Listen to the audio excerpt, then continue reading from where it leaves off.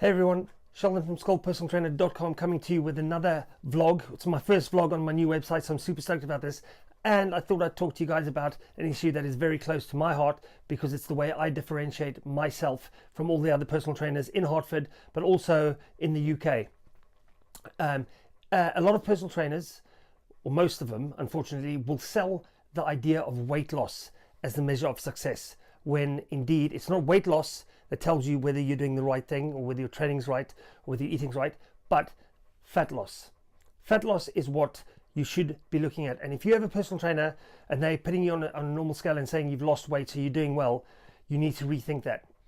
When we lose weight, and unfortunately as a society we've been brainwashed, we've been programmed to think that if you get on the scale and there's a decrease, you're doing the right thing. If you step on the scale and your weight has gone up, you're doing the wrong thing, or you're failing, or you're not successful with your training.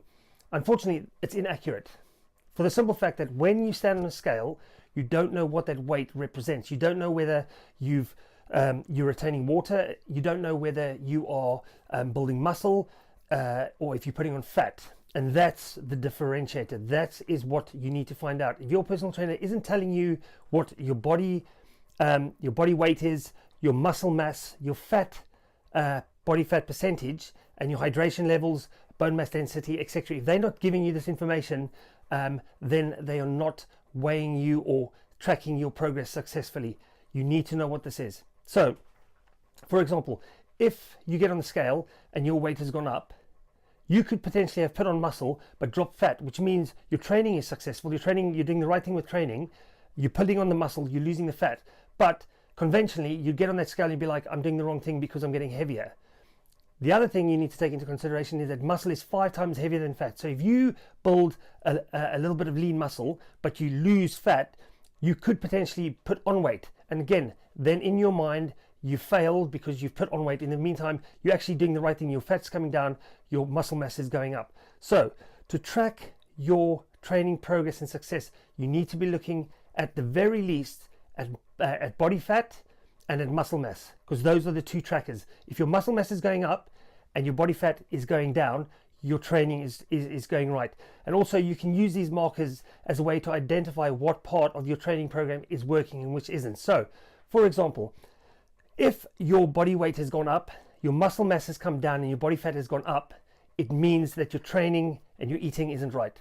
If you're training and you're eating properly, but your muscle mass stays the same, but your body fat decreases, it means that your training is right, but your eating isn't right. You're not getting in enough protein, so you're not building enough muscle. So you need to address that. If, on the other hand, your muscle goes up, but your fat goes up as well, again, you need to address your eating, because then obviously you're taking too many calories and your body's storing those extra calories as fat. So use those markers to track your success.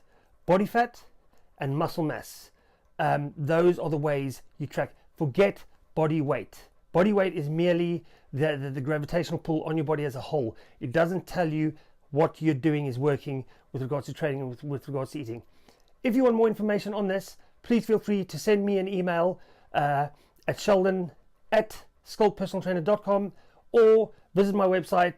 I have lots of information on there, sculptpersonaltrainer.com. And if you have any comments or you want to add anything to this blog, please feel free to do so. I always invite comments, criticism, constructive criticism that is. And if you have any ideas with regards to what you'd like me to talk about next or post about, please feel free to get in touch, and I'm more than happy to do that for you guys. Have a great day. Chat to you soon. Bye-bye.